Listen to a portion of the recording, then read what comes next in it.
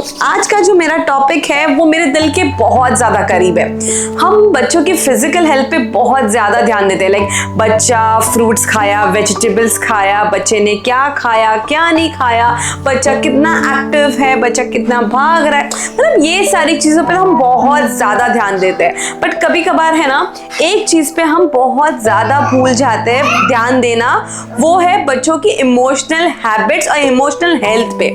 मतलब कि बच्चा कितना इमोशनली एक्सप्रेस करेगा, इमोशनली अवेलेबल रहेगा, बच्चा कितना एक्टिव रहेगा इमोशनली, वो भी बहुत ज़्यादा डिपेंड करता है। एंड मैं आज आपको कुछ ऐसी 4 हैबिट्स बताऊंगी जो बच्चों को इमोशनली बहुत ज़्यादा स्ट्रॉन्ग और इंडिपेंडेंट बनाएगा। So let's start this video without wasting any time. पहली चीज़, सुनो बिना कुछ रोक टोक, बिना कुछ बोले, बस उनकी बात सुनो। मतलब कि आप बच्चों को कुछ जजमेंट पास किए या सोल्यूशन देना जरूरी नहीं है एवरी टाइम, बस उनकी सुन लो बच्चा क्या कहना चाहता है। बहुत बार ऐसा होता है, जब अभी ये मेरी मतलब रोज की जिंदगी में ऐसी चीज होती है कि जिगली स्कूल गया, स्कूल से आके कुछ ऐसी चीजें बोलता है कि मुझे आज कुछ ऐसा ये चीज पसंद नहीं आई, या टीचर ने मुझे डांटा, या मुझे आज ये मतलब चीजें ऐसी फील हुई जो मुझे अच्छी नहीं लगी। तो बिना आप ऐसे मत बोलो कि इग्नोर इट, क्या फर्क पड़ता है, ठीक है होता है। ये सारी चीजें बोलने से अच्छा है कि बच्चा क्या कहना चाहता है उसको आप समझो, सुनो। मैंने ये धवल के साथ बहुत बार नोटिस किया, उसके एक्सपीरियंस से मैं बोल रही हूँ। वो आंखों में आंखें डाल के ही कनेक्ट्स विद जिगली और जियान। जब वो कुछ बोलने की ट्राई कर रहा है तो वो कनेक्ट करता है और कुछ भी जजमेंट नहीं पास करते, कुछ भी हम उसको सजेशन नहीं देते, कुछ भी ऐसा चीज नहीं करते। उस टाइम पे बस वो क्या कहना चाहता है उसके साथ कॉन्वर्सेशन, मतलब बोलने दो उसको क्या बोलना चाहता है, उसके मन में जितनी भी चीजें बाहर आने दो, let him express that. And best thing is बच्चों का जितना बैठ के जितनी चीजें आप सुनोगे, बच्चा उतने अच्छे से वो अपने आप को रख पाएगा और एक्सप्रेस कर पाएगा, बिकॉज वो समझता है कि ये ऐसी स्पेस है जहां हम कोई भी जजमेंट नहीं पास कर रहे या हम कोई उनको सजेशन नहीं दे रहे, बल्कि उनकी बात को हम समझ रहे हैं, उनकी बात को रख रहे हैं। और कुछ भी मतलब यहाँ पे मुझे कोई टाइप का कुछ भी कोई जज नहीं करता है। तो एक है वो चीज जो आपको करनी चाहिए शायद बच्चों के साथ। दूसरी हैबिट, उनके इमोशंस को नाम दो। मतलब कि अगर आपका बच्चा उदास है तो उन्हें बताओ क्या आप सैड फील कर रहे हो। अगर आपके बच्चों का कोई टॉय टूट गया तो क्या आप मतलब अच्छा नहीं फील कर, क्या फील कर रहे हो, क्या आपको गुस्सा आ रहा है, क्या हो रहा है आपको, आपके साथ स्कूल में कुछ हुआ जिसकी वजह से आप लो फील कर, जो भी उनका फील हो रहा है वो इमोशंस को उनको बताओ कि उस इमोशंस का नाम क्या है, कैसे एक्सप्रेस करना है। वो जब आप बच्चों को ये सारी चीजें सिखाओगे तो बच्चा धीरे धीरे वो इमोशंस को एक्सप्रेस करना सीखेगा और ज्यादा वैलिडेट करेगा। सिर्फ उनके बिहेवियर को नहीं पर उनके इमोशंस को भी बहुत ज्यादा वो रिस्पेक्ट करेगा, बहुत ज्यादा समझने लगेगा कि मेरी फीलिंग्स क्या चल रही है। एंड मैं और धवल इस चीज पे बहुत ज्यादा एंड रोज हम काम करते हैं कि बच्चा का हर इमोशन अच्छे से बाहर आए, वो अच्छे से समझे कि उसके जहन में क्या चल रहा है।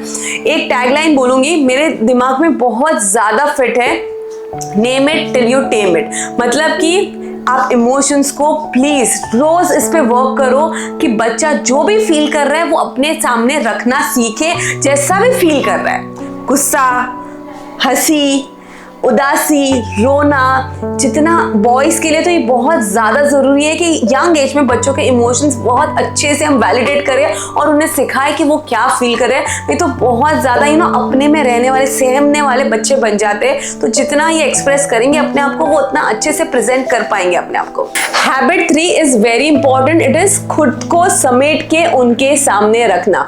हम भले ही कितना भी बच्चों को बोल they control your anger, please don't do this way, please ये ऐसा नहीं करना है, आप ऐसा नहीं कर सकते हो सबके सामने, ये मत करो वो मत करो।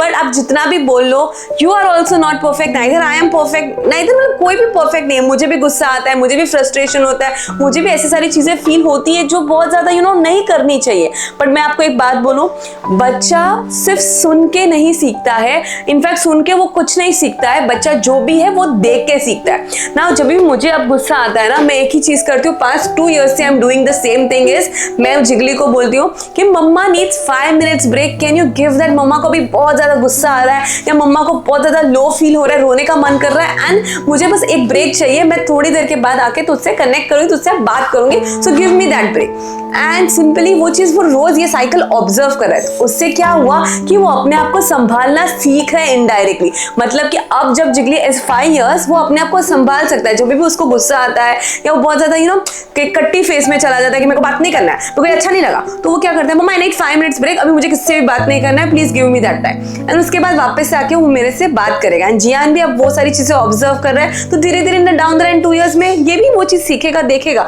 तो वो खुद को अच्छे से बेटरली संभाल लेता है। And he really sometimes doesn't need me every time कि मैं उसके गुस्से को आके मनाऊं करूं, मतलब वो मैं करती हूँ, बट उतना टाइम दे देती हूँ कि वो समझ सके कि कहाँ पे वो रॉन्ग है, क्या क्या हुआ है, कैसे वो चीज को अच्छे से वैलिडेट करना है, तो वो समझने को उतना टाइम उतना स्पेस उसको देती हूँ।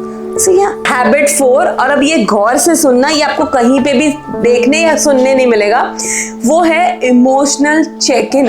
हर रोज का एक रिचुअल है कि हम हर रोज जब बेड टाइम की स्टार्ट करते हैं तो रात को हम लोग एक डिस्कस करते हैं, मैं, धवल, जिगली, जियान, हम सब एक दूसरे को पूछते हैं आप आज का दिन क्या था, आज आपको कैसा फील हुआ, क्या हुआ। सपोज अगर मैंने बोला हैप्पी, धवल ने बोला वर्कलोड था, बहुत ज्यादा स्ट्रेसफुल था, जिगली बोलता है आई क्वाइट लाइक मुझे बोर हुआ आज, मेरे को मैंने ये नहीं किया। तो ऐसी सारी चीजें हम बोलते हैं, जियान भी सुनता है हमारे साथ। सबके अलग अलग इमोशंस होते हैं, सब अलग अलग हिसाब से अपने आप को एक्सप्रेस करते हैं।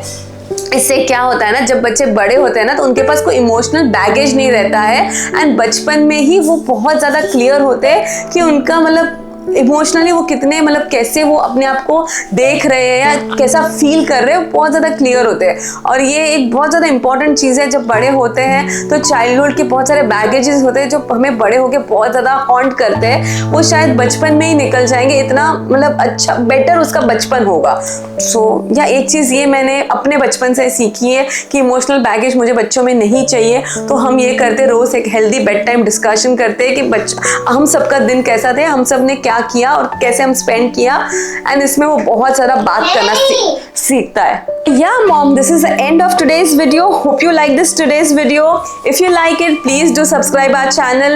And these are the small 4 habits that I am practicing with my babies, which are making them emotionally strong, expressive,